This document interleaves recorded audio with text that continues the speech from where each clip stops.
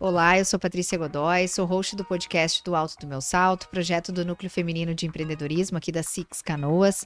Nos próximos episódios, vamos juntos mergulhar na jornada de retomada após as enchentes do mês de maio.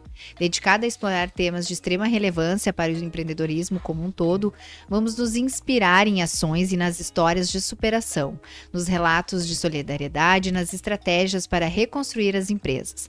Vamos descobrir juntos como transformar adversidades em oportunidades de crescimento, onde empreendedores podem encontrar inspirações e apoio neste desafiador caminho que enfrentamos. Nasce agora a esperança, a reconstrução, a resiliência do povo gaúcho.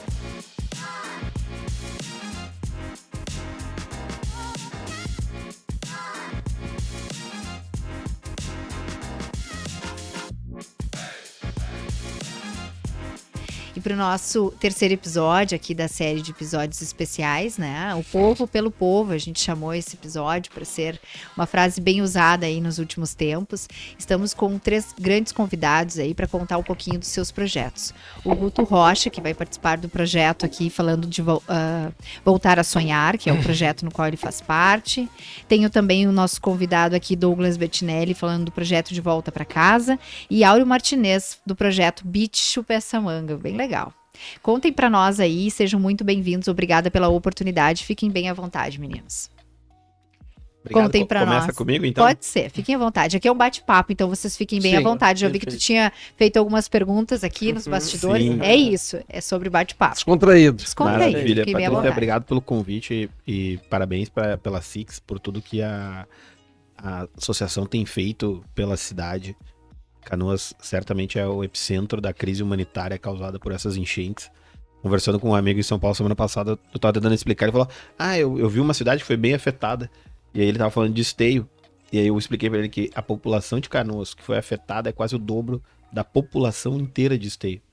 Então a gente fala de um território gigantesco e não vai ter alternativa se não for todo mundo fazendo o que pode. E acho que a gente viu nesses meses agora, que já está completando mais de 2 meses, né? 2 meses e meio desde que começaram as chuvas, a gente viu emergir as lideranças que assumiram a responsabilidade e não recuaram na hora mais necessária. Pelo contrário, até, né? Deu protagonismo. Surgiram né? pessoas, Surgiram, que é a o gente caso. descobriu, né? Novas lideranças.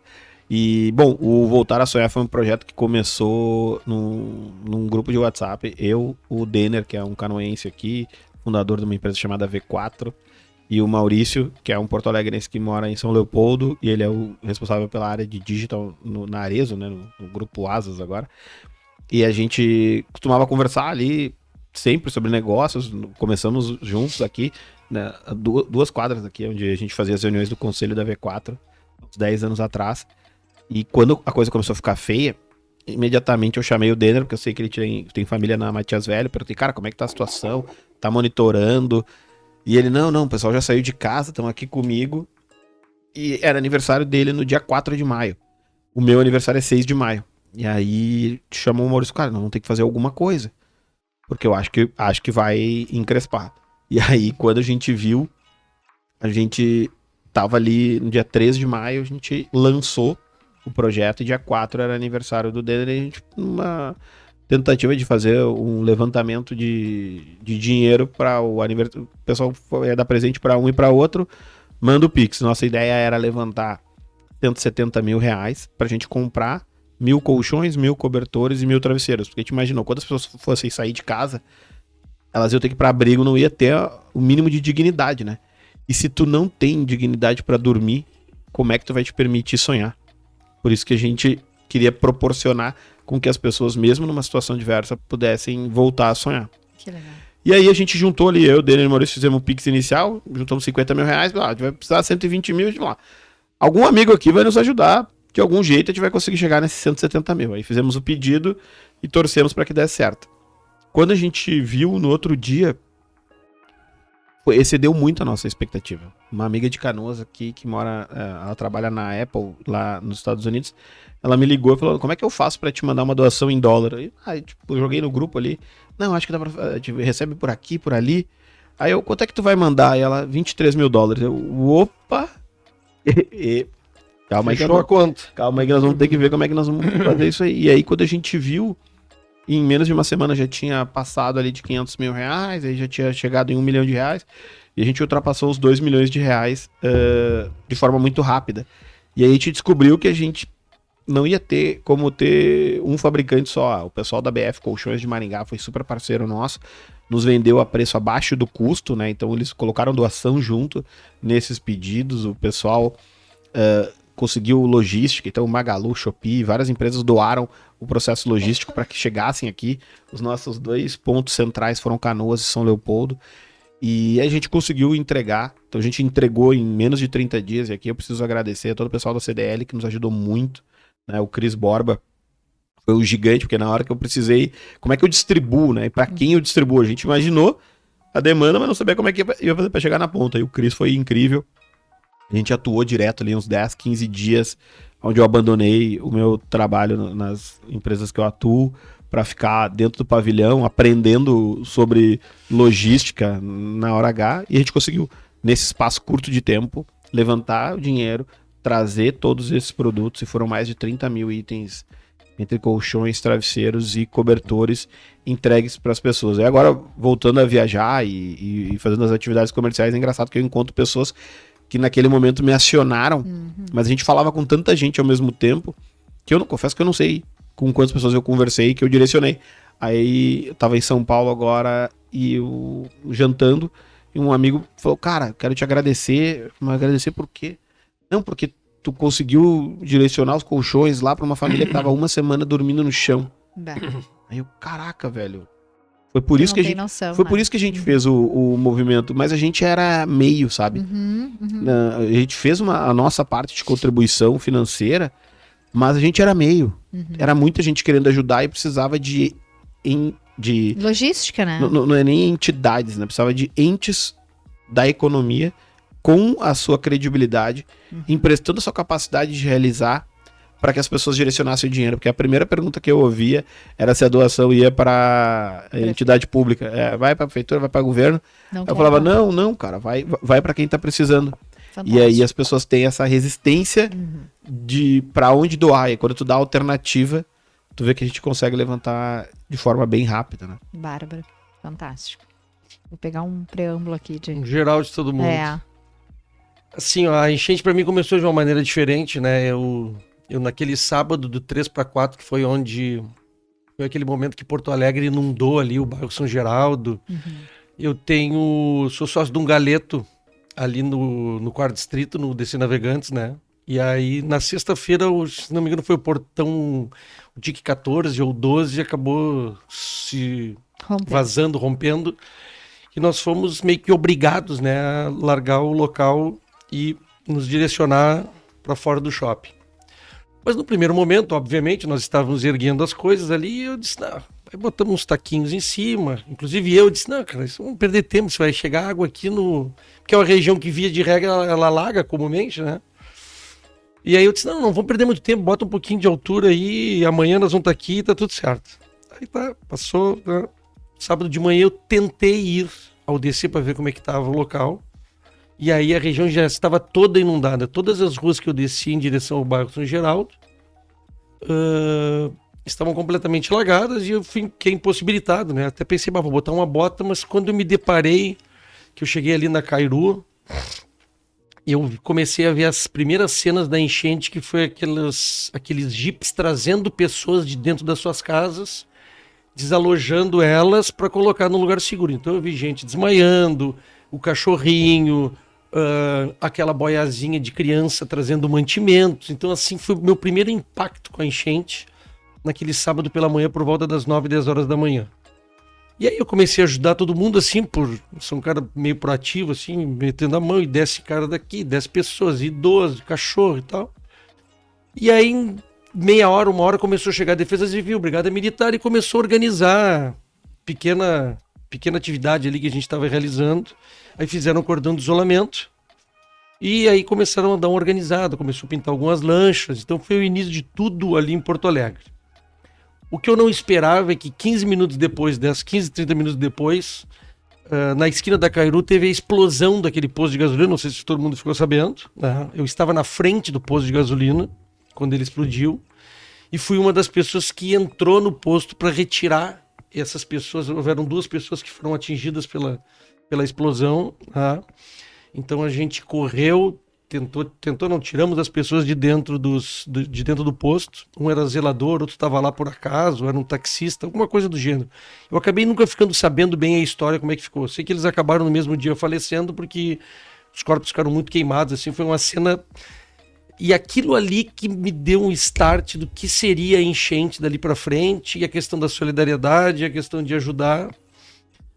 E a partir daquele momento eu comecei a ficar envolvido com tudo. E aí, eu não sei se foi o caso dos meus colegas aqui de mesa, mas quando tu te coloca à disposição, eu chamo de pressão negativa, né? Todo mundo começa a te chamar e o teu telefone começa a tocar, e pessoas que tu nunca viu na vida, e o que tu tá fazendo, onde é que tu tá... E aí um funcionário meu da Zona Sul já estava com um barco, e eu já pedi o barco para a gente tentar salvar as pessoas dele também. E assim, ó, aquele sábado startou tudo na minha vida, né? E aí, eu também sou empreendedor, né? Eu sou da área de gastronomia. Um dos meus negócios era esse restaurante ali no Mercado Paralelo, no DC Navegantes. E eu fiquei pensando, passou 1, 2, 3 dias e eu já estava pensando como é que seria o pós-enchente. E a gente tem essa perspectiva sempre de pensar na frente, pensar no amanhã, e eu disse, isso aqui em algum momento vai baixar essa água. Ela não é eterna. Depois eu fiquei vendo a enchente de 1941, né? E aí os caras, 20, 30 dias, essa coisa vai baixar. Nós já tínhamos mais ou menos 1 semana de enchente. E aí eu pensei no seguinte, eu acho que eu vou comprar uns lava-jatos e vou alugar. Aí daí passou 1, 2 dias e eu pensei, mas ganhar dinheiro na desgraça dos outros não faz muito meu perfil. E aí que surgiu a ideia do meu grupo de beat, né? Eu falei com uma amiga nossa, que é uma líder nata dentro do nosso grupo, e eu disse pra ela, Andréia, o que tu acha de nós montar uma equipezinha para pensar na limpeza das casas daqui a 2, 3 semanas? Ela disse, não sei como é que vai ser, porque fiquei imaginando o que realmente aconteceria, né? Lama alta, móveis destruídos e tal. Bom, daí nós organizamos, a gente tem um grupo lá no União, no Grêmio Náutico União, que é o Chupa Essa Manga, e aí reunimos, assim, a gente tem em torno entre adultos e crianças, em torno de 70 pessoas, e nós iniciamos um grupo para pensar na limpeza. Aí começamos a ir atrás de lava-jato, fizemos uma vaquinha, arrecadamos valores, mas o que aconteceu com o passar do tempo, que as pessoas ficaram sabendo da nossa ação, e antes de nós começarmos a limpar, começaram a nos ceder materiais. Então, assim, vocês não têm ideia do que nós arrecadamos de que boa. Então, assim, nós tinha pilhas e pilhas e pilhas, e todo mundo queria nos ajudar de alguma maneira. Então, assim, quando a água baixou ali no Menino Deus e na Cidade Baixa, que eu acho que foram 3 ou 4 semanas depois, nós começamos a fazer num sábado também, novamente, as primeiras limpezas das casas, e começamos a enxergar aquela situação, né? Não sei quem teve a experiência de chegar dentro de uma casa que foi atingida, né? Mas é um cenário de guerra total. Então, assim, tu tem a questão da perda física, né? De quem realmente perdeu tudo que juntou durante a vida inteira. E tu tem muito a questão, em alguns locais que eu já falei, a questão do emocional, né? Tu fala com a pessoa e a pessoa tá arrasada. Então, assim, além da gente fazer a limpeza dessas casas, a gente tinha que dar quase um atendimento psicológico para essas pessoas que realmente... E aí são aquelas pessoas que naquele momento estavam desempregadas, que tem a mãe que vive de aposentadoria. Aí começam aqueles dilemas da sociedade que a gente vive. Eu falei até para o nosso pessoal que a gente vive um pouco numa bolha de viver desconectado de como realmente as pessoas normais elas vivem, né? Verdade. Porque a gente que empreende, a gente vive 20, 24 horas por dia dentro dos nossos negócios e com os nossos colaboradores e tentando desenvolver e melhorar. A gente desconecta um pouco dessa questão da humanidade e de como as pessoas vivem com dificuldade. Então, no final do mês de maio, nós começamos a fazer isso. Fizemos até hoje, né? Inclusive esse fim de semana a gente fez uma das limpezas. Nós começamos a fazer todos os dias naquele primeiro mês.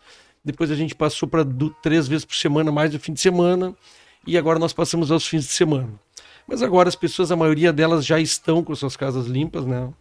E a gente está atuando um pouco nessa reconstrução. Essa vaquinha hoje ela junta móveis e recompõe a casa das pessoas que têm mais dificuldade, né, de retomar a sua vida. Então, nosso projeto, inclusive, é Chupa essa manga na retomada da vida. A gente sabia que as pessoas precisavam retomar e nós, como empreendedores, também precisávamos Economia, ter né? essa volta da economia, Claro. porque a gente sabia que isso ia atrapalhar muito Como de fato está as acontecendo. cidades, Canoas, que eu fiquei muito pouco envolvido. Mas Porto Alegre, de uma maneira geral, a gente teve 4 distritos ali atingidos de uma maneira absurda. O meu restaurante, por exemplo, chegou a 1,90 m. Nós perdemos todos os móveis, todos. Vocês não têm ideia do estado que ficaram os móveis, né? E poltronas, e mesas, Irrecuperáveis. geladeiras, coisas irrecuperáveis, tá? Mas a gente renasce das cinzas, meio fênix, né? Então, o nosso foco sempre foi atender. Nós fizemos 3 empresas, dentre elas o meu restaurante, mas a gente atendeu muita, mas muita pessoa física, assim, muita família. Eu me recordo de alguns casos, assim, um casal de 90 anos, que quem me contatou foi um amigo meu, eles eram tios avós deles, e ele disse: Áureo, se alguém não ajudar essas pessoas, como é que um casal de 90 anos vai retomar a vida, entendeu? Então é impossível. Não tem como. A casa vai ficar o resto da vida deles lá do jeito que tiver. Então, assim, são casos... e a questão do povo pelo povo é uma frase que foi muito feliz, eu não sei qual foi o gênio do marketing sem querer que acabou... E verdadeira, falando né? muito verdadeira. É. Falou sobre isso. A gente viu muitas ações, a gente vê muitas ações. Então, essa questão da solidariedade foi uma coisa que me chamou muito a atenção, me despertou pessoalmente uma coisa que eu não sabia que eu tinha, que era essa ideia de poder ajudar as pessoas e receber muito mais do que tu entrega. Então, isso as pessoas não têm ideia do quanto isso faz bem para quem faz, né? E aí, às vezes, tu fica pensando em coisas pequenas que tu te preocupa, coisas que não têm valor nenhum. E aí tu vai lá simplesmente, né, limpa a casa de alguém, tira as coisas, retoma um pouco a vida delas, documentos, quadros, fotos, álbuns, né? Porque a gente, ainda que se viva numa era digital, as famílias ainda têm muitos álbuns dentro das suas casas. Então, assim, nós entramos no núcleo dessas famílias, né? E conhecemos um pouco de perfis de pessoas que normalmente a gente não vive o dia a dia.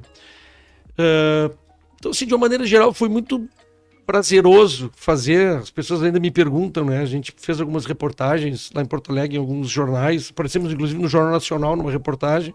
E as pessoas me perguntavam: o que motiva vocês, o pouco tempo que vocês têm de folga, a ir para casa de alguém? Ainda tinha a história das leptospirose, das hepatites e tal, né?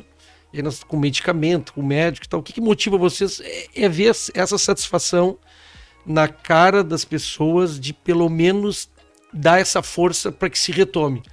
Eu sempre costumei dizer que, assim, a ação ela é muito pequena, né, diante de muitas coisas que nós vimos, mas para quem a gente ajuda é 100% da vida delas. E a gente recebe hoje, ontem ainda, eu recebo agradecimentos. Eu tenho uma das pessoas que nós ajudamos, ela me manda uma oração todo dia, me manda um bom dia, me manda uma boa noite, entendeu? E aquilo realmente vínculo, né? Que cria um vínculo, né? E eu acho que isso fez a diferença, e isso faz a diferença, e isso falta um pouco, essas iniciativas privadas de poder ajudar essas pessoas físicas, né? Que tem isso dentro de si. A gente tinha que ter algum mecanismo para desenvolver isso mais na gente. É verdade. Bom, antes de mais nada, agradecer o convite, né? Faço da palavra dos meus parceiros de mesa, as minhas. Acho que é muito importante a gente estar aqui falando sobre isso, né? O Six está atuando muito forte no mercado, então acho que isso é muito importante. E muito lindo ver as histórias de vocês, acho que mostra muito o protagonismo e essa proatividade que o empreendedor tem, né? Na frente de um problema, entender como pode ajudar e como pode fazer com que a gente saia por cima dessa situação, que eu acho que é muito o enfoque do podcast, né? Sim. Da gente trazer esse lado assim, positivo dessas novas lideranças que surgiram. Então, fenomenal a história de vocês dois. Bom, a Operação de Volta para Casa, né? A Operação de Volta para Casa, ela surgiu, uma realização do Ciclo Empreendedor junto com o Instituto Cultural Floresta, E ela sempre foi pensada desde o... Deixa eu só fazer um adendo. O Claro. Instituto Cultural Floresta nos ajudou Muito. na doação de 5 lava-jatos para Olha que a aí. gente pudesse fazer o Fazer. trabalho dentre tantas coisas que nós pegamos lá. Os 5 Parceria. lava-jatos foram fundamentais para o trabalho. O pessoal é fenomenal. Fenomenal. É uma lenda ali. O pessoal consegue fazer coisas incríveis, assim, com uma iniciativa, como tu disse, nessa pressão negativa de, pô, vai lá, tu tá fazendo isso, eu também posso fazer isso, então é fenomenal, pessoal. Mas, enfim, a operação de volta para casa começou desde o dia 1, assim, pensando numa maneira da gente conseguir trazer para a ponta, da maneira mais efetiva possível, essas doações financeiras que estavam surgindo, para que a ponta que foi afetada, as famílias mesmo, consigam utilizar, né? Então, consigam voltar para suas casas, né? Voltar, assim, a ter essa dignidade de ter um espaço para morar, né? De poder confraternizar com a família, ter todas as lembranças positivas que todo mundo tem nas suas casas. E a gente sempre entendeu que se a gente queria fazer algo grande para conseguir captar essas doações financeiras, a gente precisava ter uma estrutura bem organizada. E o Ciclo Empreendedor, né, formado com somente empreendedores e sucessores, a gente atuou muito forte e através do nosso próprio grupo formou, né, todo mundo voluntário, essa frente de trabalho de organizar como a gente pode fazer um projeto que grandes instituições possam ver e ter uma confiança, como eu e o Guto a gente estava falando ali antes, confiança de fazer uma doação grande, né, e saber que essa doação vai chegar na ponta. Então a gente tem todo um setor de compliance, setor jurídico, um setor financeiro, né, até com uma auditoria externa para provar, né, para essas instituições grandes, que aí são várias, né, nem vou perder meu tempo listando porque muita gente nos ajudou, essas instituições possam aportar as doações e que para isso chegue, né, nas famílias. Então o projeto ele foi estruturado de uma maneira em que as famílias participavam de um formulário. Então fazia toda uma triagem da família. Se eu não me engano, até hoje, antes da gente paralisar, né, as inscrições, a gente chegou em 15 mil famílias cadastradas. E a gente paralisou até então por questões de doações financeiras, né? A gente também não quer criar uma falsa expectativa da pessoa preencher o formulário e achar que vai receber. Então a gente está atuando para ajudar quem já preencheu, mas óbvio, tem inúmeras famílias que infelizmente não preencheram. E aí o projeto começou de uma maneira assim, aos poucos, né? Como tudo começa pequeno, então a doação do próprio grupo do Ciclo Empreendedor, a gente fez uma mobilização geral nos grupos de WhatsApp para o pessoal doar qualquer quantia para a gente colocar bem nessa visão empreendedora um MVP no ar. Porque a ideia era a gente conseguir comprovar que o projeto funcionava, né? Provar esse circuito assim funcionando, então a gente recebendo a doação, a família fazendo o cadastro, e aí depois que eu vou explicar mais a tecnologia de como utilizavam um cartão para utilizar numa loja varejista parceira para comprar itens básicos assim, né, para voltar para suas casas. Então a gente fez esse MVP, se eu não me engano foram poucas famílias, 10, 20, e aí deu super certo. A coisa fluiu, a gente usou uma tecnologia de uma empresa de um dos grupos do Ciclo, um cartão Vale Presente da Todo Cartões, que é aqueles cartões que nem do Outback, Riachuelo, então a gente conseguiu fazer isso com redes varejistas gaúchas. Eu acho que isso é muito importante. Nessa questão de circular, né, voltar a rodar a nossa economia. Isso é muito importante. Então, a gente fez a parceria com a Lojas Labs, tá aqui, e quero, né, focado, então, no empreendedorismo gaúcho, então dando também força para essas empresas, e aí eles foram super parceiros em aceitar essa operação, porque é um cartão novo, então teve toda a questão de máquina, onde é que ia passar, como é que ia funcionar, o compliance do lado deles também, porque da noite pro dia começar a vir pessoas com um cartão como um vale presente, com valor, querendo usar, como é que isso ia funcionar, porque depois que a gente iria repassar o valor para as redes varejistas. E além disso, essas redes toparam participar do projeto da seguinte maneira, eu acho isso legal pontuar também, que elas deram a margem que elas teriam em cima dos produtos, né, itens básicos para voltar para casa, elas reverberaram, tiveram tipo um cashback, vamos falar assim, de volta para o projeto. Então essas marcas, grandes marcas varejistas, atuaram assim em pouquíssimos dias em topar participar desse projeto e ainda mais direcionar esse cashback de volta para o projeto. Então uma família ali consumindo nessas lojas gerava um valor que iria ir para a próxima família, né, fazer essa doação. Então, hoje a gente já ajudou mais ou menos por volta de 2.000 famílias, né? A gente já direcionou, eu imagino que por volta de 10 milhões de reais, mas a gente ainda está trabalhando em entregas, e eu acho que essa parte que tu trouxe bem, assim, né, de tu ir no local e ver como tá as casas e tu sentir as famílias, a gente, através de voluntários, fez as entregas e quis fazer as primeiras entregas em loco, Sim. indo na casa das famílias. Faz muita diferença, Faz né? toda a diferença, cara. E assim, e aquela diferença de tu poder ter um material para tu gerar e mostrar para quem doa, né? Sim. Tipo, olha, isso aqui tá funcionando. Prestação de contas, uma Pre- prestação de prestação contas, né? perfeito.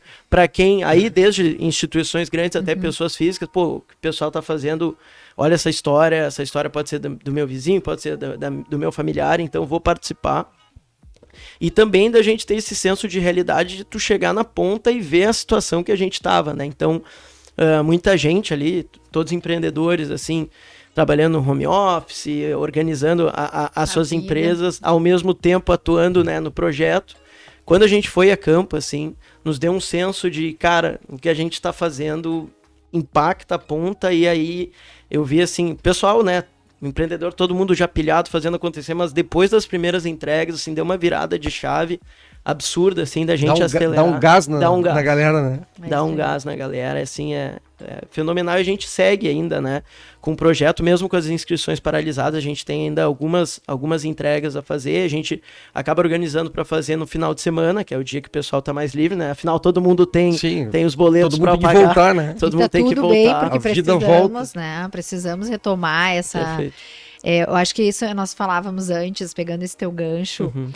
Douglas, que a gente se sentiu em uma fase, assim, culpados. Falo como empreendedora também, eu não sei se foi o caso de vocês, mas assim, a gente se envolveu tanto, né, nessa questão ponta de ajudar, que paralisamos, muitos Sim. paralisaram totalmente no sentido, parou a empresa, e aí até tu vou continuar ajudando, porque são projetos maravilhosos os de vocês. Como é que tu para? Não para mais. tu não Não para. para. Não pode parar. Não pode parar. O contato é algo assim que se foi, né? Eu digo assim, o meu contato, só Deus sabe, me chamava até da NASA. Tu não chama o tempo todo, não Sim, é? Tu verdade. tá Toda hora. toda hora. Então, como tu não vai dar uma atenção para aquela pessoa? Porque se tu chegou até você, eu penso assim, poxa, ela tá precisando de ti, né? Perfeito. Talvez tu não vá conseguir ajudar, mas até tu saber que tu não vai poder ajudar, tu tem que dar uma atenção. Então, nesse sentido, assim, e diante de todos os relatos que vocês têm contado aqui para nós da história do projeto, tudo é network, né? Tudo é. Tudo é network. É ou não é? Sim, verdade. A gente só se fez, eu acredito assim que a gente só consegue dar atenção para quem precisa e ajudar porque a gente tem o grupo de amigos, porque a gente tem outro grupo de amigos, tu entende? Então o network hoje é na nossa vida, e eu acho que mais do que nunca nessa, eu quero a opinião de vocês a respeito, tá? Mas nessa situação que estamos vivendo, mais do que nunca, eu acho que trouxe a essência da palavra.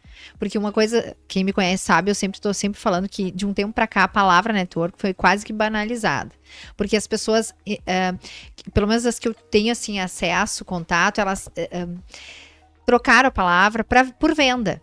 As pessoas acham que network não é relacionamento, que de fato é. Network é venda ou compra. Quer dizer, tu só vai para um lugar para fazer network se tu vai poder vender ou se tu vai poder comprar alguma coisa, tu entende? E network nada mais é do que relacionamento. E neste período que mais a gente precisou, os contatos nossos, de vocês, no caso, mais rodaram por aí por causa do network que vocês têm com amigos, com outros empresários, enfim. E Eu até vou um pouco mais longe na questão do network. Para mim é relacionamento de confiança, entendeu? Assim, não teve uma pessoa que eu entrei em contato, que eu pedi alguma coisa que não me retornou ou que não me passou alguém que me entregou aquilo que eu precisava, entendeu? Então isso pra mim é network, não é aquele network que tu conhece a pessoa, tu tem o WhatsApp dela, mas aí tu entra em contato com ela, ela não te dá nem satisfação, entendeu? não, claro. Então esse network onde tu, na hora da dificuldade, tu procura a pessoa e ela te dá a entrega, ainda que seja simples ou complexa, eu acho que esse network ele faz diferença. E claro que a gente acaba conseguindo isso pela nossa relação nas atividades, nas pessoas de confiança que a gente tem, às vezes o que a gente representa dentro do pequeno grupo que a gente está, ou do grande grupo, né? Então essa questão assim muito, eu recebi contatos de amigo meu, 3 contatos dos Estados Unidos, e que simplesmente me doaram. Mas o meu irmão mora em São Paulo, e aí teve um colega dele que fez um brick de livros que ele tinha. Aquele cara desesperado por livros. Eu fiz uma live com ele e ele sentado com os livros dele atrás. Ele disse, cara, eu peguei os livros que eu tinha repetido, eu arrecadei R$2.500 e eu precisava mandar para um projeto. E eu fiquei sabendo do projeto de vocês, tô mandando Pix aqui ao vivo para vocês. E aí nesse desenrolar eu falei para ele da questão de entrar na casa das pessoas, da dificuldade e tal. E daí eu falei para ele assim, Pavani, o nome dele, eu digo, Pavani, tu imagina tu olhar para trás, tá? E tu olhar os teus livros todos debaixo d'água. Aí o cara começou a chorar na live. Ele disse assim, eu nunca tinha entendido essa perspectiva, sabe, na proximidade que isso poderia acontecer comigo. Então os livros para mim são coisas importantes. Eu falei para ele, tu imagina os móveis de uma casa, de um casal de idosos ou que tenham crianças, o quanto isso significa. Então essa relação do network, eu acho que ela é importante, mas principalmente essa Pela que credibilidade, confia em ti, na claro, credibilidade claro. do teu trabalho, de quem tu é. Sem dúvida, mas fica à vontade. Acho que além do network, a gente também teve a capacidade resolutiva, né? Acho que o Douglas trouxe ali essa visão de resolver problemas, né? Que é parte do desafio de quem está no mundo dos negócios, seja como empreendedor ou como executivo. Quando a gente se viu com a complexidade que tinha, eu acho que a imersão a campo ela é fundamental. A primeira coisa que eu fiz quando isso aconteceu foi ir atrás das pessoas aqui, e aí entra o associativismo, né? Da Associação Comercial aqui em Canoas, do CDL, e aí eu fui parar lá dentro da Modular, e eu nem sabia que lá não era mais a sede da Modular. Era um prédio fechado há 1 ano e meio que eles reabriram para fazer um abrigo. Aí eu cheguei lá, tinha um pavilhão, e eu falei, cara, como é que eu ajudo? E aí alguém falou, não, precisa de doação. Aí eu pensei, onde é que vai ter doação? Aí eu comecei, vai de grupo em grupo de WhatsApp, né? Que foi uma ferramenta maravilhosa para isso tudo que aconteceu. E aí eu vi que não, vou fazer o seguinte, vamos na Anhiggs. Aí chamei o pessoal da Unimed me aproximou com o diretor da Anhiggs que estava coordenando, ele falou, não, vem para cá. E, bom, como é que eu acho um caminhão?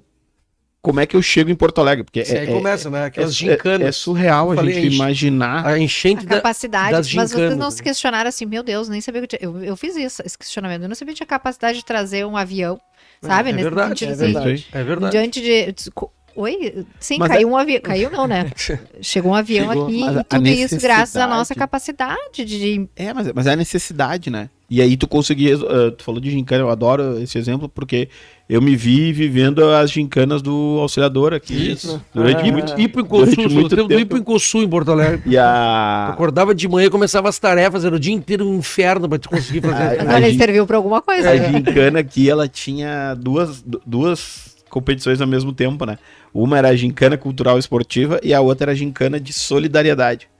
E aí eu pude falar com a professora Sueli, que era uma das organizadoras da gincana. Eu falei, olha, professora, ela foi me falar alguma coisa, se ela me pediu, se ela precisava ajudar, alguma coisa, eu falei. E ela, parabéns, tu tá fazendo. Eu falei, não, eu tô executando o que tu me ensinou. Então, assim, Bons mestres, né? se a avaliação é como que a gente resolve problemas gigantescos, né? Tu falou de avião. Eu não posso deixar de lembrar aqui um projeto que foi criado durante essas enchentes em Jundiaí, em São Paulo, por um amigo meu, Matheus Pires, que tá de aniversário hoje. E eu mandei parabéns para ele hoje. Eu falei, cara, tu é um amigo que o mundo dos negócios me trouxe, porque ele é lá da Mastercard, né? Que é uma empresa que é parceira das nossas empresas. E ele tomou o problema das enchentes para ele. Eles criaram uma ONG em Jundiaí, chamada Jundiaí pelo Sul. E eles precisavam fazer as doações para uma entidade que tivesse organizada, né? O nosso Perfeito. projeto, ele foi um projeto ali, 3 pessoas físicas que fizeram um Pix ali e vamos, e no Sim. modelo, começar. vamos que vamos. Que no CNPJ, né? O cara não E tem, aí, não quando- tem essa organização, Sim. entendeu? até os 2 milhões a gente resolveu ali. Sim, O cara depois ajeita. Mas quando passa, quando É. vai, sei lá, Não, 80 e poucos milhões lá Tem que da ser vaquinha estruturado, né? do Badim, Aí tem... aí é um pouco mais É. complicado, porque daqui a pouco vem a conta. O governo vai querer Claro. os 27,5% Claro. dele. Não basta só fazer o bem, né? Ainda Sim. tem que reunir provas a teu pra favor. onde que tá indo? Não basta aí ser a honesto, gente- tem que mostrar que tu, né? A gente usou uma das ONGs que a gente apoia nos negócios, que é o Acendendo Mentes, em Porto Alegre. E aí a gente fez essa conexão. E aí é legal quando tu vê esse network ele sendo expandido. Então eu apresentei o Matheus pro pessoal da Acendendo Mentes e fiquei focado no que eu tava executando aqui. Cara, vieram 4 aeronaves diferentes. Aí quando não tinha mais aeronave para vir, o Matheus lá em São Paulo encontrou o Maurício do Voltar a Sonhar, entregou para ele o lote, porque a gente trazia de avião privado os medicamentos, né? Que era o recurso que a gente precisava de mais velocidade. E eles ainda estão em campanha em Jundiaí. Isso virou, e aí é interessante, e volta no teu ponto da solidariedade, né? Que o Matheus falou, cara, para nós tá sendo maravilhoso, a gente tá descobrindo uma capacidade de mobilização e de ajudar que a gente tem aqui, que ela tava, não é nem só que não sabia, mas ela tava desmobilizada, adormecida. E aí quando as pessoas se juntam para fazer algo, elas conseguem impactar, e aí ele falou, não, cara, nós estamos organizando para ir aí, e eu sei que o pessoal aqui da Six recebeu empresários de outros lugares do Brasil que vieram aqui ajudar a limpar casas, e aí a reflexão que eu fico, assim, eu no podcast que eu tenho, né, o aula lá, a primeira vez que a gente gravou, eu, o Dado e o Rafa, a gente falou sobre isso. É inegável que quando aconteceu outras desgraças no Brasil, cara, a gente tava nem aí, na real. Sim. Então, assim, o nível de solidariedade que a gente viu, eu não lembro de uma mobilização como essa. Eu tava vindo pra cá, ouvindo na Gaúcha o Fábio Bernardi, lá da Rock, falando sobre a campanha que o governo do Rio Grande do Sul vai colocar agora em vários lugares do Brasil para agradecer. E eu acho que a gente poderia usar esse momento da Six aqui para pensar como que a Six vai fazer um grande monumento aqui em Canoas. Sim, para agradecer ao voluntariado e à solidariedade, sabe? São duas palavras que na hora mais difícil da nossa cidade foram duas coisas que sobressaíram. A solidariedade do Brasil inteiro com Canoas, porque as pessoas não conheciam Canoas. Exato. Eu viajo pelo Brasil e pelo mundo, eu sempre tenho que falar que eu fico Porto Alegre, do lado ali, Porto Alegre. Idade anexa. Eu sou natural de Sapucaia, né? Então eu sempre explico para as pessoas que eu moro entre Porto Alegre e Gramado. A ancoragem bela saída, né? Deixa.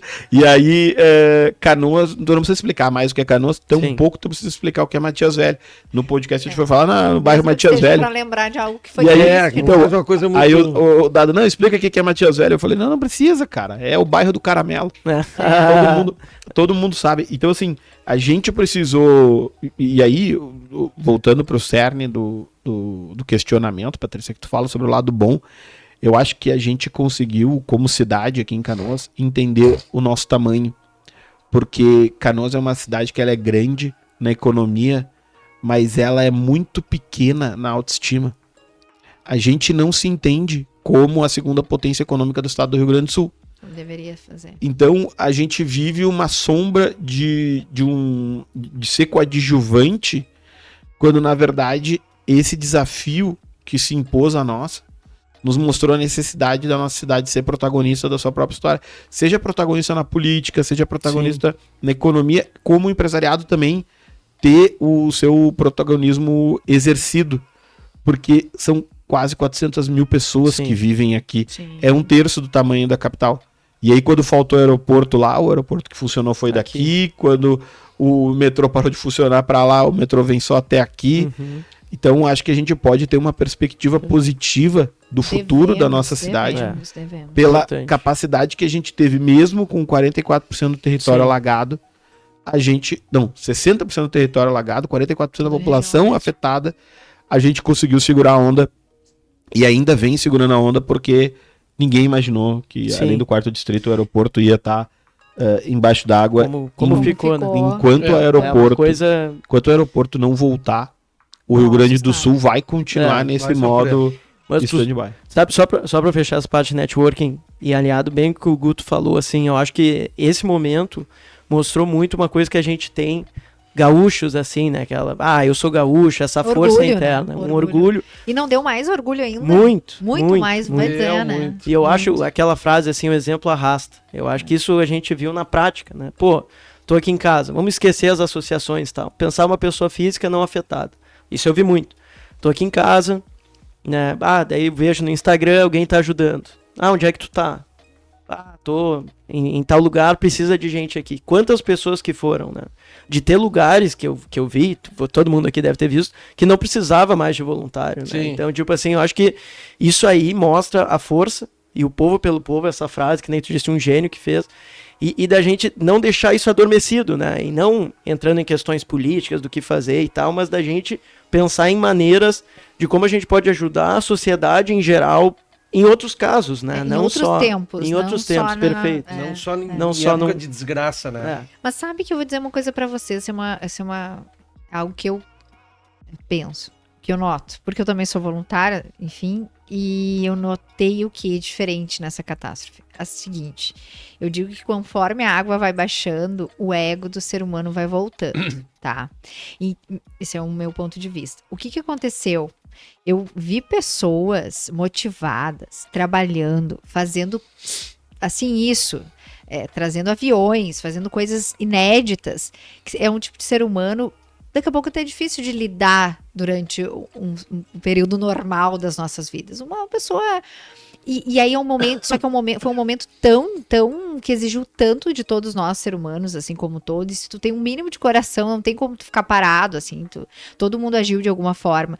Mas eu notei que foi isso, não teve mais, assim, não teve mais ego, não teve a questão financeira, porque eu tenho mais, porque eu tenho... Não teve isso. Todo mundo ficou muito... Ficou aquela história de praia, né? Não tem classe social não na praia. Todo mundo tá de social, sunga, de bermuda e de biquíni. Isso aí, não sabe que tem R$1, R$1 milhão de reais. Né? Exposto. Por quê? Porque foi tão trágico o que aconteceu que pegou todo mundo. Ele não mediu esforços. Foi uma catástrofe inclusiva. Exato. E aí exatamente, porque ele pegou. Tu não pegou o cara bem de vida, o cara mal de vida, o cara falido, o cara. De Eldorado do Sul, que ficaram de baixo, pessoas com então, muita grana. é sobre isso. É empresários, é funcionários. Então, como ele pegou de uma forma generalizada, todo o povo gaúcho, nesse caso falando, se deu as mãos, né? Se deu as mãos brilhantemente. Só que tudo foi possível, sim, graças ao apoio de todo o país, internacionalmente também, mas tratando agora do estado de ajuda do país, assim, isso foi fantástico. Acho que tu vê pessoas mobilizando carretas e mais carretas e bitrens e tu ter que fazer logística disso que tu não sabe onde é que tu guarda, para quem tu diz. Tudo isso faz com que tu entende o quanto o ser humano ainda tem salvação. Tem salvação. Você não acha? Por outro lado, eu acho que a importância do associativismo é que ele cria mecanismos para isso ter uma escala e uma efetividade maior. Então, o contribuidor individual ali que faz na força, ganha no exemplo e tal, ele tem um limite de até onde ele pode ir. Com certeza. E aí, tanto as ONGs quanto as entidades associativas, elas tiveram um papel de protagonista nessa situação, porque ela tinha os meios para que isso acontecesse. Então é importante a gente entender o papel que a gente tem como comunidade. Eu gosto do termo, tu falou de network, né? Eu gosto o americano ele chama de Commonwealth, né? Então essa fortuna em comum que a gente tem. E muitas vezes a gente trata a nossa comunidade como algo desprezado. E a gente foca só na nossa individualidade. E aí, quando tu olha, eu visitando, sei lá, vários lugares nos Estados Unidos, eu sempre gosto de olhar teatros, museus, centros culturais, e eles sempre são de propriedade dessa Commonwealth. Então, assim, é a sociedade que se juntou, que se doou, que construiu e fez aquilo para a comunidade, que valoriza a própria região.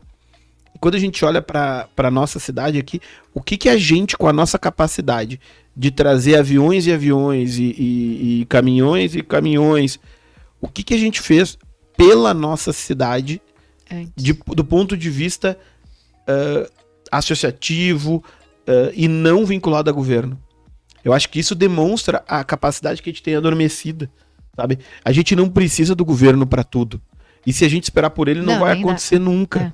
Mas o que nós podemos realizar para melhorar a qualidade de vida de todos nós? Perfeito. E aí, eu gosto dessa frase do povo pelo povo, mas por trás dela, ela também cria uma animosidade que eu acho que não nos ajuda muitas vezes, que é a exclusão do papel do governo. Pelo contrário, a gente precisa ter que aprender a colaborar com o governo, independente de qual governo esteja. É Porque que são andar juntos, né? Porque de forma inexorável a gente vai ter que contribuir para o governo. Claro. Então, quando a gente constrói um muro, a gente cria um problema a mais para ser resolvido. Essa oportunidade que a gente teve de ter que resolver com as próprias mãos, porque era incapaz do governo ter uma resposta. E aí, quando eu fui parar dentro do caminhão, lá dentro da Defesa Civil, no dia 4 de maio. Acho que foi 4. Não, foi domingo, que eu tava lá, 5 de maio. 5 de maio. Cara, eu olhei aquilo e eu vi assim, cara, não vai ter como. Não vai ter como. Não existe estrutura preparada para ajudar um estado de 11 milhões de pessoas quando 1,5 milhão de pessoas precisa. Claro. Não tem como. Não tem barco para tirar as pessoas de dentro de casa. Sim. Os bombeiros têm 2 ou 3 barcos em Porto Alegre. E não é viável eles terem um estoque Sim. para uma calamidade dessa. Então, assim, a gente deveria, e aí, infelizmente, do ponto de vista, por mais positivo que a gente seja, a pandemia não nos levou a esse lugar. Não sei se é a enchente que vai nos levar, mas é um exercício nosso, como lideranças empresariais, é tentar entender a iniciativa pública e a iniciativa privada como algo que precisa de uma ponte e não de um muro. De humor, exato. Então, Ser um facilitador, às vezes. exatamente. E aí a gente olha, eu acho que o próprio Instituto Floresta, Sim. que muito. foi criado no ápice da violência no estado do Rio Grande do Sul, Sim, ele se propôs a ser isso. perfeito. Né? Eu acho que agora esse movimento deles, do Reconstrói RS, também é uma maneira da gente construir e a gente entender que nós somos partes de uma única sociedade. Sim. O ente privado, o ente público. Se a gente não tiver pessoas com poder de consumo, elas não vão frequentar os nossos restaurantes. Sim. Se nós não tivermos o restabelecimento da economia no Rio Grande do Sul, se a gente não conseguir fazer, de algum jeito, evitar o empobrecimento da população pela perda material, que é muito relevante, a gente vai ter problemas futuros em longo prazo. Então, é responsabilidade nossa ao mesmo tempo, Sim. seja no ente público, seja no ente privado, e também a gente entender que nós temos que acessar essa responsabilidade, seja através do voto, que é a maneira mais efetiva, mas E a também opinião do pública. diálogo, Sim. para que a gente consiga evitar que a catástrofe se perdure. Sim. Claro.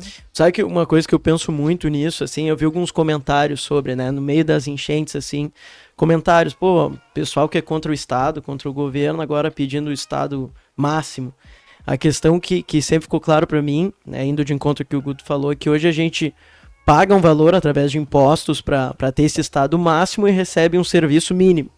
Então, o que eu acho que, entrando bem nessa linha, é tentar trazer o que a gente vive na iniciativa privada, de tu ser efetivo, de tu conseguir ter um retorno do teu investimento, trazer essas concepções para dentro da parte pública.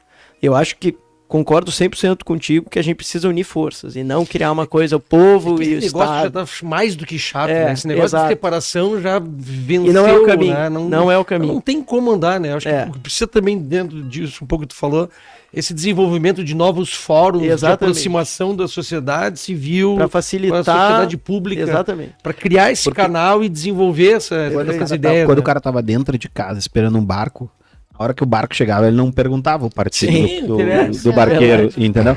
E eu acho que isso mostra um certo senso de mobilização e do que Perfeito. realmente importa. O que realmente importa para nós? O que Claro. realmente importa nesse momento é que as pessoas consigam voltar para casa, que as pessoas consigam ter o mínimo de dignidade para restabelecer suas Sim. vidas, que as empresas não quebrem, Perfeito. que os empregos sejam mantidos, Que a vida volte ao normal que se quanto antes. consuma daqui É. para que a gente consiga ter Valorize a impostos, economia. para a gente conseguir reconstruir os diques, Sim. construir um sistema melhor, manter a bomba. E tu Porque sabe que não vamos ser hipócritas. Se tivesse uma notícia dizendo, ó, a prefeitura da cidade gasta X milhões em bombas, Todo mundo ia meter pau. todo mundo ia mete meter pau, entendeu? Essa é a Mas sabe que verdade. uma visão que eu vi esses dias até num evento do Ciclo Empreendedor com a Ode Cunha, um economista aí, sensacional, ele já foi algumas Foi vezes. secretário da IEDA, não foi? É, Ótimo. ele é E fenomenal. foi CEO do Inter também, grande É. colorado. Essa Aí- parte eu não aí posso a falar parte- muito aí, mas... Não é uma parte boa, né? todo mundo Pô, tem mas tudo até a ver, ele e o né? Inter se Tudo juntaram. tem os dois lados. né, Prefiro como não me, sempre. prefiro não me manifestar. Mas ele trouxe um ponto, e entrando nessa linha assim da gente, aí é um ponto mais macro, né? Trouxe um histórico do nosso estado, o quanto que a gente sofre com a água. Antes, em secas, Então o estado, ele, pô, a produção XYZ, chega um ano, tem uma seca, cai, toda a produção que teve 2, 3 anos, 4 anos antes, tu teve que aportar, vamos colocar assim, né, nesse ano de seca, e agora com essa questão da enchente. E aí ele trouxe um exemplo da Holanda, que a Holanda fez todo um trabalho para... Eles tinham esse problema também de enchentes, então, né, tem os canais lá da Holanda, isso foi tudo pensado no longo prazo, numa visão macro, para evitar, né, que tivessem problemas, porque esse problema, né, de enchente ou seca, ele reverbera em todo mundo. E outra coisa, né? ele vai acontecer e vai acontecer de novo. Mas aí eu queria até puxar esse ponto, né, assim, olha, nós, né, entidades aqui privadas, a gente precisa criar algo junto com o Estado pensando nisso. Porque as secas já acontecem há muito tempo. A enchente agora, tem 41, aconteceu agora, vai acontecer de novo. Tem né? pequenos eventos, né? Fora Exatamente. esses tradicionais gigantescos, tem pequenas coisas que produtores rurais são impactados, que perde coisas, né? Eu acho que não são nem tão pequenas. Se a gente parar para pensar e fazer um histórico rápido, nessa palestra que eu vou fazer lá no RS Nasce, dia 6 de agosto, no Araújo Viana, que ele é um instituto que foi criado pelo setor de eventos e turismo no Rio Grande do Sul, né, para fomentar esse setor que acaba sendo o primeiro a ser atingido economicamente e o último a se recuperar, porque tu imagina que eventos e congressos no Rio Grande do Sul, que é um negócio de grande porte, ele está totalmente desmobilizado, porque não tem aeroporto. O principal centro de eventos do Rio Grande do Sul, que é a Fiergs, também ficou embaixo d'água. Sim. E então tu tem um problema que colapsa essa economia. Mas eu vou levar lá, e eu antecipo aqui para vocês o seguinte: setembro de 2022, Canoas é afetada pela microexplosão. E aí o lado que não foi afetado por essa enchente, ele foi muito afetado. Principalmente pelos ventos que superaram 100 km por hora e deixaram uns 2, 3 bairros totalmente destruídos do ponto de vista de árvore, poste. E a gente, tempo sem luz, e a gente experimentou uma tragédia que não era meio comum, né? Setembro de 22. Janeiro, 16 de janeiro de 2024. Ocorre aqui o mesmo fenômeno que aconteceu no Rio Grande do Sul inteiro, mas principalmente Porto Alegre e região metropolitana, mais um evento de ventania junto com chuvas, e aí Porto Alegre experimenta ficar uma semana sem luz nos bairros nobres. Que é uma coisa que, normalmente, as tragédias, elas acompanham a classe social. Então, só quem é prejudicado são as classes mais humildes. E aí a gente teve uma experiência de uma tragédia inclusiva também, que pegou uma fatia da cidade e todo mundo foi afetado. E entre 16 de janeiro e o início, a gente tá falando de 3 meses e um pouquinho. Então, num intervalo curto de tempo, a gente experimentou na nossa região metropolitana 3 fenômenos extremamente representativos de catástrofe climática. Então, quando eu fiz um evento em janeiro desse ano nas Nações Unidas, que foi um evento que a gente fez para juntar o varejo brasileiro lá em Nova York, que participa de uma feira, a gente tinha 3 pautas: direitos humanos, a urgência climática e os 17 Objetivos de Desenvolvimento Sustentáveis das Nações Unidas. Quando a gente olha para isso, o evento foi no 17 de janeiro. Eu tava sem luz em casa, aqui em Canoas, e tava lá falando sobre isso. Eu falo por mim, eu me via muito distante de fenômenos climáticos extremos. Parecia ser tão distante. E agora, quando tu faz um retrospecto de menos de 20 meses, nós tivemos 3 episódios drásticos, com mortes. Sim. E isso eu tô excluindo as demais enchentes que afetaram o Vale do Taquari, Vale do Rio Pardo. Eu tô olhando só na nossa micro-região. Perfeito. Então, a nossa capacidade de articulação e a nossa capacidade de prever esse tipo de coisa, ela não pode ser mais um item fora da pauta. É verdade. Ela tem que ser a pauta. Então eu trago isso, assim, pegando o gancho do que nós estamos falando, vocês estão falando sobre a importância do setor privado com o público estar de mãos dadas mais do que nunca, não criando entraves nem muros, pelo contrário, pontes, como vocês mesmos disseram. A Six aqui, então, vem junto com o projeto da Arcades, que é uma empresa que faz justamente esse planejamento, né, para que ao longo prazo se pense aí numa estrutura melhor para a cidade. Tudo isso a gente vem entregando de uma forma como sugestão para o poder público, para que possa olhar a médio e longo prazo para a nossa cidade, porque hoje a gente ainda estamos vivendo tempos tão difíceis que hoje, dia 10 de julho, ainda estamos apagando incêndio. A Sim. verdade é essa. Começa a chover, todo mundo já se questiona, né? Será que essa chuva... Pô, tu vê um Vai de alagamentinho na novo? rua, Então. assim, já passei em Porto Alegre, ele Desespera. tava... Cá pra nós, que isso não sempre foi assim. Sim, Aham. sempre foi. Verdade. Agora, A gente tá só que traumatizado. agora estamos traumatizados. Então, eu acho que essa importância, assim, né, de manter, olhando de cima, dando um passo para trás e olhar de cima, assim, olha aqui, até aqui fizemos isso, não adiantou, então a partir de agora temos que pensar como sociedade, Sim. sabe? Assim como a gente se mobilizou como povo para ajudar o povo, então a gente precisa se mobilizar quanto cidadão para cobrar, mas também ajudar Perfeito. o poder Como público, fazer, né? E até porque, se a gente for parar pra pensar, né? Não querendo ser pessimista, mas a gente tem que cuidar o nosso estado para não ter uma diáspora, né? Claro. Para o pessoal não querer ir morar em outros estados, Sim, ainda mais com o estado sim. que está Já indo tão teve bem um aqui já fora. movimento, Já teve. Então, até um grande parceiro, esqueci de mencionar antes, o Instituto Caldeira, né, parceiro da Operação de Volta para Casa, faz um trabalho fenomenal. Acho que para inovação ali, ele estava puxando uma frente muito, muito forte, e eles seguem nessa batalha mesmo com o que aconteceu, né, Sim, do lado o primeiro ali. andar dele está totalmente fora de ação. Loucura que aconteceu. Mas a gente tem que, e aí quando eu falo a gente, pensando nas entidades privadas, puxar essas frentes, né? Porque se a gente for também esperar o órgão público nos acompanhar, não tem como. Eu acho que a gente tem que puxar essas frentes e dar força para, por exemplo, SICS, né? Isso Todas aí. essas instituições, para que a gente consiga também facilitar para o órgão público de uma maneira encurtando o caminho, sabe? Eu acho que é muito encurtar o caminho. Então, fazendo só esse resumo do que tu falou, assim, né?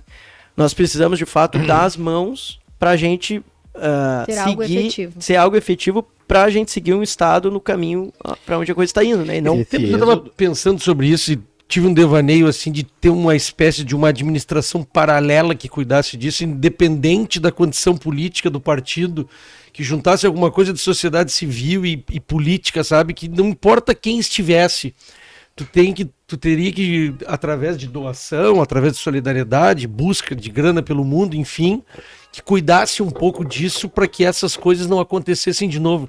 Eu estava tentando imaginar o quanto isso financeiramente impactou, né? Quantos bilhões, não sei se trilhões talvez, né?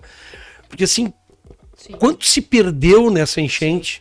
Pessoas Não tem nem como físicas, estimar, né? jurídicas, Estado, arrecadação. Exatamente. É incalculável esse Não valor, vale né? a pena pensar no longo Não prazo vale a e pena. fazer algo que evite. ou Exatamente. que, né? Sabendo que isso tem uma chance bastante significativa de que ocorra novamente, né? Porque as ações que precisam ser feitas, elas não são ações de 1 mês, 2 meses, de 1 ano. Sim. Tu tem uma série de coisas, tu tem que desassorear os rios, tu tem que fazer plataformas que contenham água em cima, Às vezes realocar pessoas. realocação de lugares de Não é pessoas fácil. que Mas invadem a os gente seus tem seus locais de tem os vida, né? números, sabe? Eu até fui buscar aqui. A FEComércio calculou em 40 bilhões de reais a perda que a gente teve. Sim. E quando tu olha para o PIB do estado do Rio Grande do Sul, a expectativa é que tem uma queda no ano de 6,5% a 7%. Quantos Isso, anos? em algum Me momento- escala isso. Em algum Quantos momento anos, se né? imaginou que fosse até maior. Porém, Sabendo. o que pode acontecer é essa recuperação ela se dá em V. Né? Então tu imagina, a gente teve com esse auxílio do governo dos R$5.100, eu estava ouvindo ontem o ministro Pimenta na Gaúcha, ele falou em torno de 1 bilhão e 300 milhões que já foram injetados. Então, esse dinheiro, ele vai chegar, esperamos que ele chegue Sim. em um volume maior, né? Principalmente vindo do governo federal. Então, tu vai ter uma recuperação econômica em V. Então, Tipo um sim. pós-guerra, a gente pode fazer exatamente. uma analogia. Existe ainda a possibilidade da gente conseguir tentar atenuar a queda do PIB dentro desse ano no estado do Rio Grande do Sul, mas eu acho que esse problema do aeroporto ele acaba postergando essa Sim. capacidade de recuperação. O problema que acontece é o PIB do ano que vem, Sim. né? E essa comparação com esse PIB aqui, porque se a gente tiver um PIB igual, continua um déficit Sim. de 7,5%, Sim. 7% em relação ao ano de 2023. E o que a gente precisa, na verdade, é um crescimento, Claro. porque a gente não tem um encolhimento do custo, pelo contrário, Pelo contrário. a gente tem um aumento do custo Sim. em relação a tudo que está acontecendo.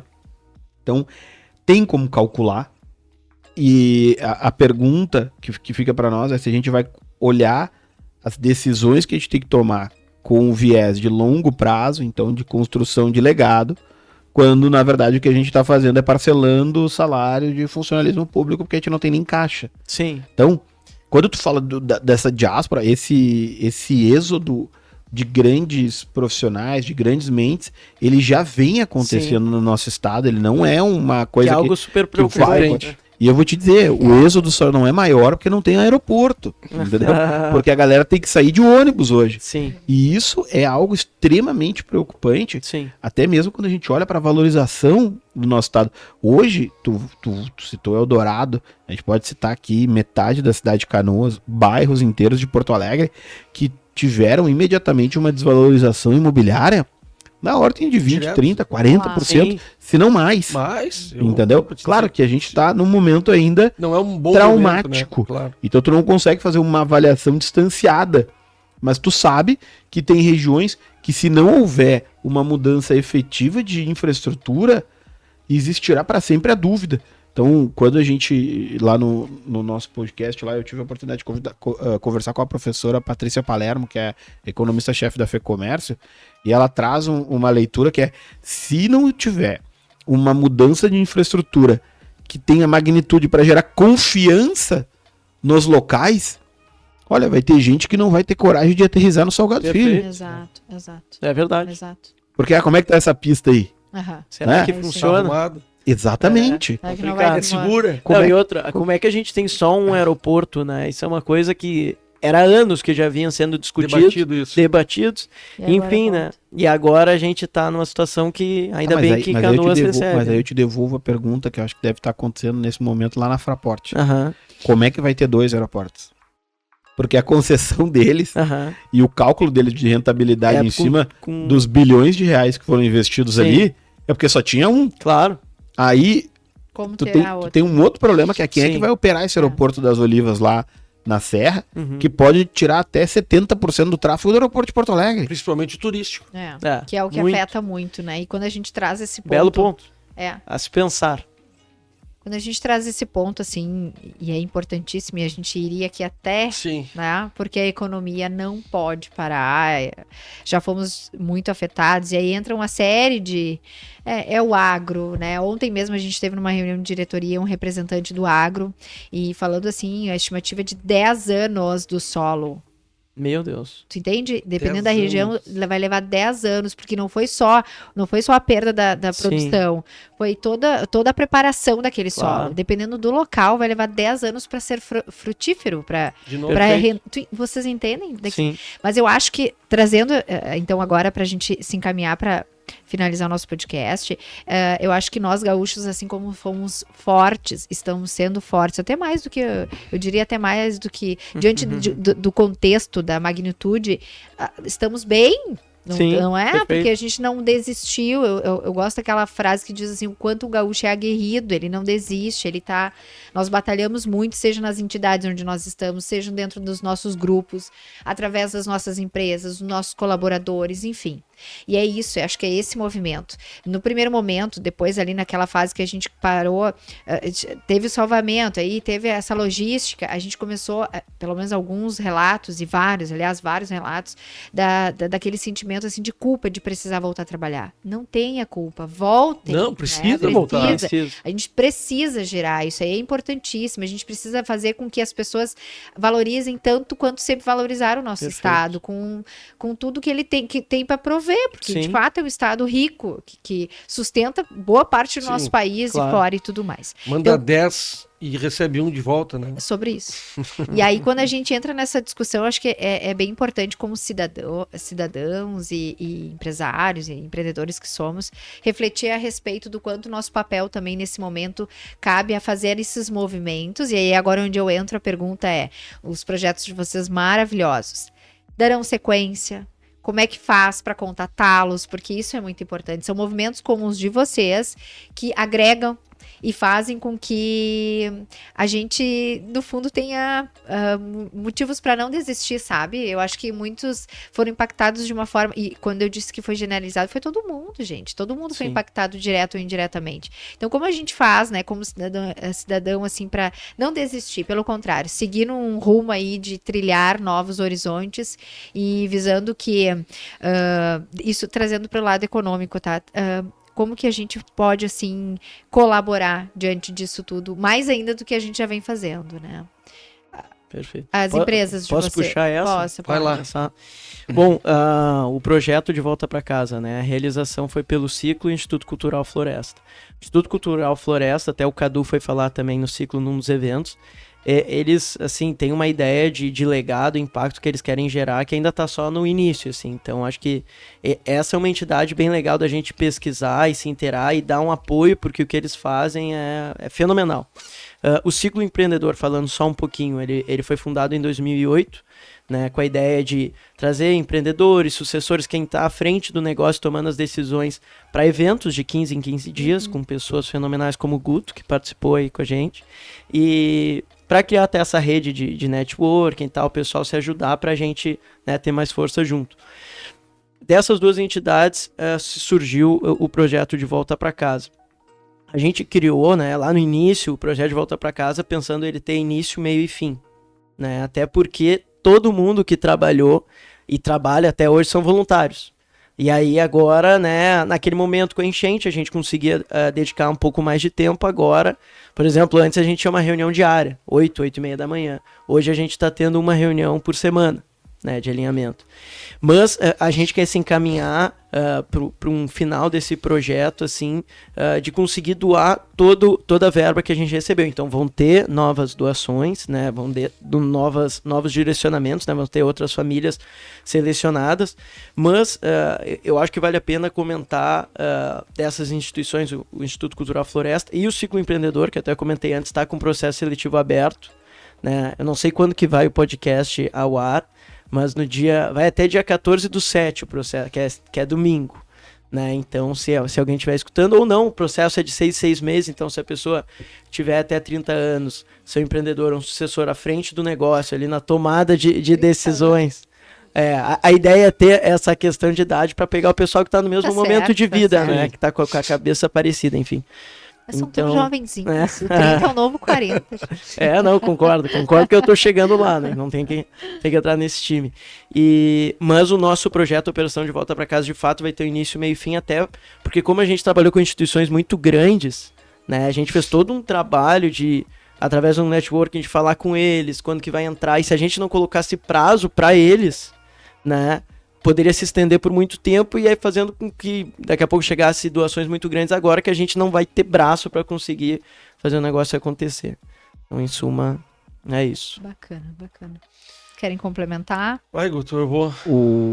Bom, sobre o Voltar a Sonhar, a gente descobriu que tem muito projeto bom. O que falta não é projeto bom. O que falta é dinheiro.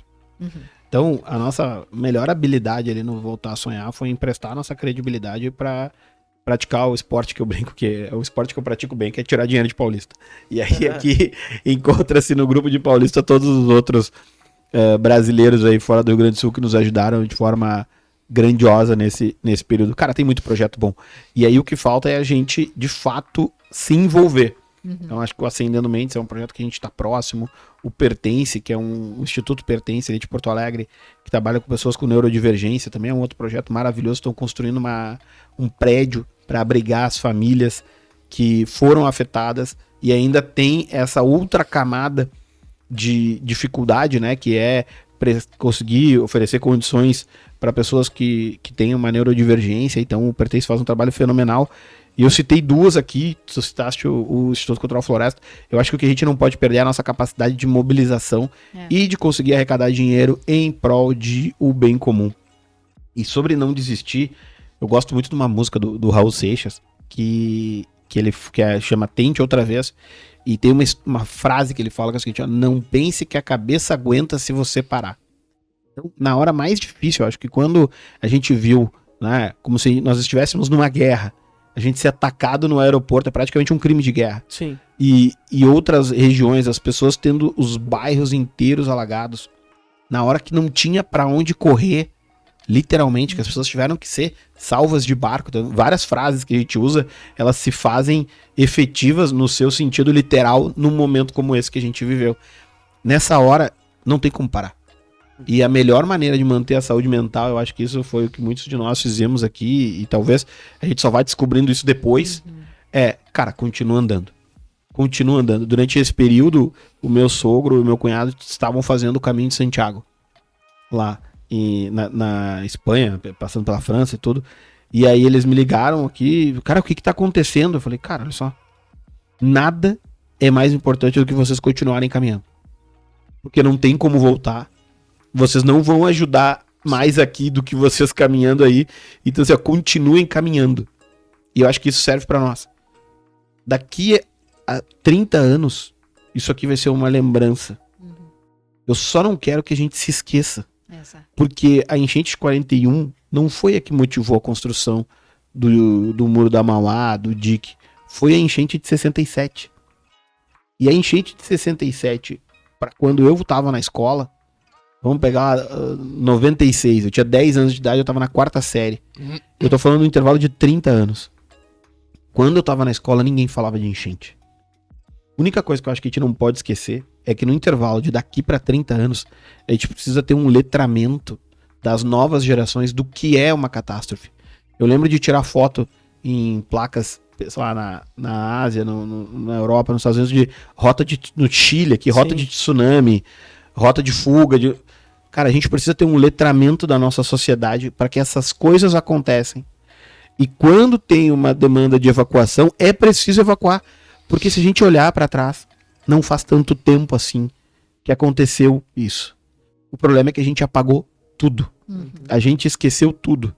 Então a gente precisa continuar andando, porque é para frente que a gente vai reconstruir, mas tendo uma lembrança de que catástrofes acontecem e povos organizados enfrentam de melhor forma. E a gente tem que ter essa capacidade de ter esse letramento e ensinar para as crianças, para que elas levem isso para os adultos, para que eles tenham essa capacidade e essa responsabilidade, para que ninguém imagine que não vai acontecer de novo ou a água não vai chegar até aqui. As pessoas não têm culpa de não estarem preparadas, mas a gente, todos agora, sabem que isso pode acontecer e não pode acontecer de novo. Trazer valor ao assunto, né, de enchente e tal. Concordo. Priorizar, valorizar. Pois é, no nosso caso, a gente continua no projeto ainda, né, limpando casas com uma velocidade infinitamente inferior, até porque muitas pessoas, no caso de Porto Alegre, foi onde a gente atendeu, praticamente limparam as suas casas. Tem poucas coisas ainda que estão ainda sem limpeza. O bairro Sarandi, que na minha concepção foi o bairro onde a catástrofe atingiu com maior força, com uma altura de águas a 2,5 metros, né? Ainda tem algumas pessoas com essa necessidade. Nós vamos continuar nessa reconstrução, com essa pequena vaquinha que nós fizemos, retomando algum mobiliário para dentro da casa dessas pessoas. E surgiram novas ideias. Eu fiz uma incursão no Lar Santo Antônio dos Excepcionais. Vocês precisam conhecer esse lugar. As pessoas que tomam conta desse lugar são verdadeiros anjos na face da terra. O trato que esses seres humanos têm lá dentro são realmente de arrepiar. Eu achei que ia encontrar alguma coisa, porque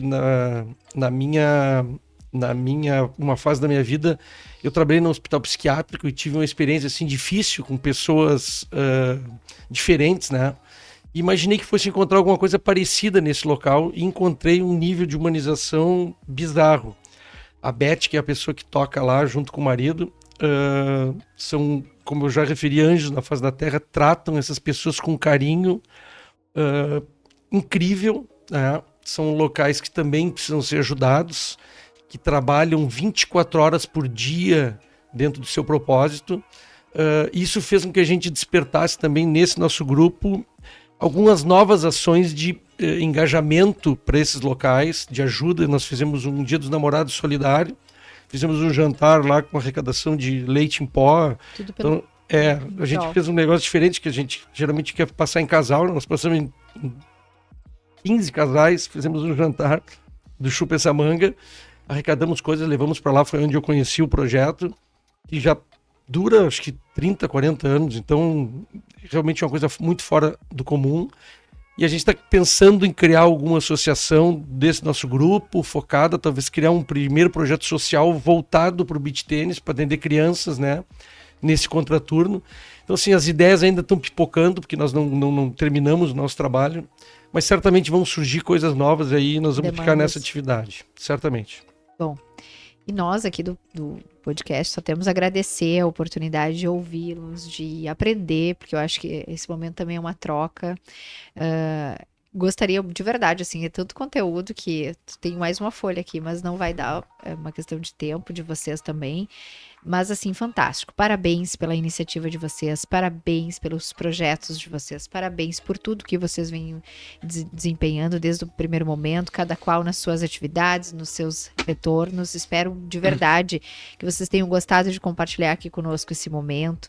Ficamos à disposição, foi um enorme prazer da nossa parte. Do Alto do Meu Salto agradece por aprender e para mais do que nunca, assim, entender que assim como nós, temos outros tantos que fazem o bem sem olhar a quem e mais do que nunca estão aí dispostos a continuar, né? Isso é fantástico. Nós vamos deixar aqui o arroba para todos vocês que estão nos assistindo, o arroba de cada um de vocês, para que eles entrem em contato, quem quiser contatá-los, né? Mas se vocês quiserem deixar algum número de contato, agora é a hora.